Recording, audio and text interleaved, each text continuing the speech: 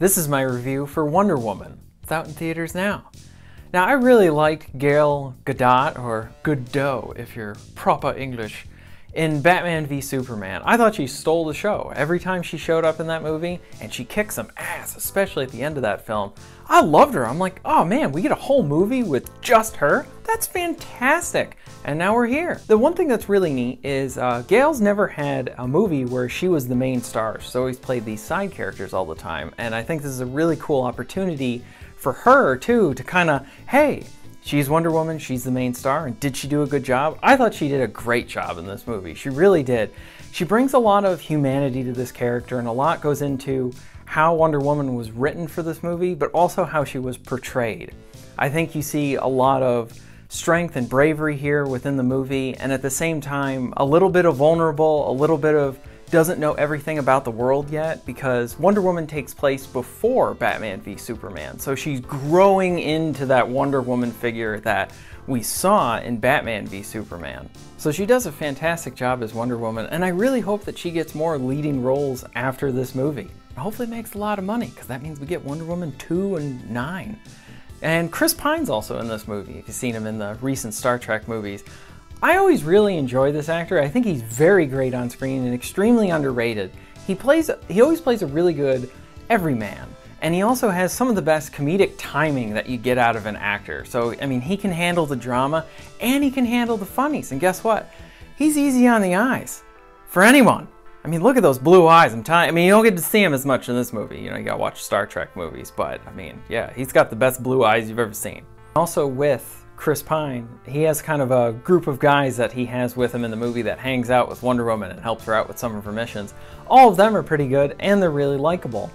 And he has his secretary, if you've seen the trailers. She's this little short British lady, and every time she's on screen, hilarious. Like, she has these really funny mannerisms that will make you laugh every time. I want to see more of her. She's not in it too much, but just enough where when she shows up, she's going to make you laugh. And the villain is really good too in the movie. I won't say it's the best that DC has had. It's not like the most in-depth or my favorite, but the villain was good. It wasn't a weak part in the movie, though I feel like Wonder Woman the film focuses way more on developing its lead character and kind of getting her to that point where she is now in Batman v Superman and then later on in Justice League. So for favoring a movie to really show growth in the main character over, say, the villain, I'm totally okay with that, because most of the movie, it's an all Wonder Woman show with her side groupies, and it's great stuff. Overall, the story is very good in the movie, and the pacing is good too. It's not too fast, nor is it too slow. It moves at a very moderate pace throughout the movie, and it's well paced with some really good action scenes. The music's also very good too. Some really good themes there, and that awesome Wonder Woman theme that we first got in Batman v Superman is here, and that plays in some of the action scenes and in the credit sequence, and it's awesome. I love that theme. Go Hans Zimmer. The action is very awesome. We got some little skirmishes in the movie, and then we have some pretty big fights that happen. And she gets to use a lot of her bracers and deflecting bullets. That happened a lot more than I thought was going to happen, and they're really cool sequences, because she'll block a bullet, and it'll go slow-mo usually on the bullet and have it hit her bracer, and then it'll go psh. But what's neat is sometimes she'll ricochet that off and hit someone else with it, so I thought that was really cool.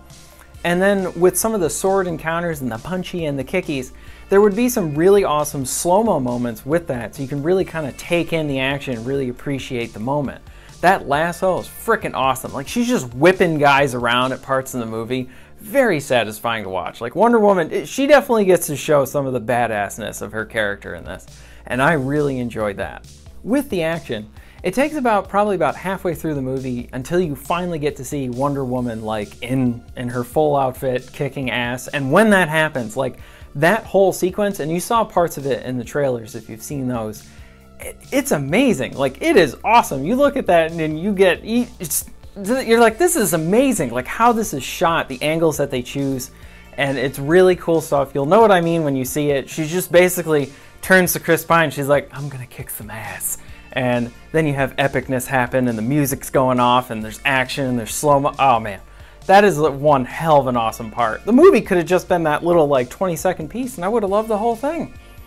The other thing that I think is really cool with this movie is that they take really good opportunities to have some nice comedy in the movie, in that Wonder Woman is not familiar with our world. So when she gets introduced to London and, you know, she's dealing with, say, like the clothing at the time and all the stuff that's going on then, they play up some really good fish out of water comedy that happens there, and I find that stuff really funny. And they do the same thing too when Chris Pine's character is at you know, Paradise Island with Wonder Woman, and he doesn't understand that culture. So having that stuff is really funny, and we kind of get two different instances of that in the movie, and I really like that. Now, I don't really have any negatives for the movie. I mean, maybe one is that, yeah, the movie at times, it seems a bit predictable. Like, there's many story elements that happen where I was like, I saw that coming from a mile away. But that doesn't necessarily ruin it for me. I mean, I've watched movies where I saw the big twist coming, and even though I still saw it coming, I thought it was neat in how it worked in with the narrative.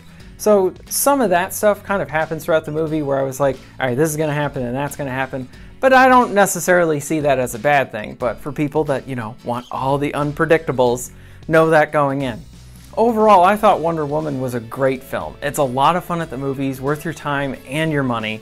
You get the whole package. It's a long movie. It's over 2 hours long, and it doesn't ever feel like long, like you've been there for too long. I probably could have been there for another hour. You get great action scenes, a really great main lead, Chris Pine's beautiful eyes, and a lot of fun. So if you enjoyed this video, please leave me a like, and if you'd like to see more content like this, give me a subscribe, and I'll see you next time.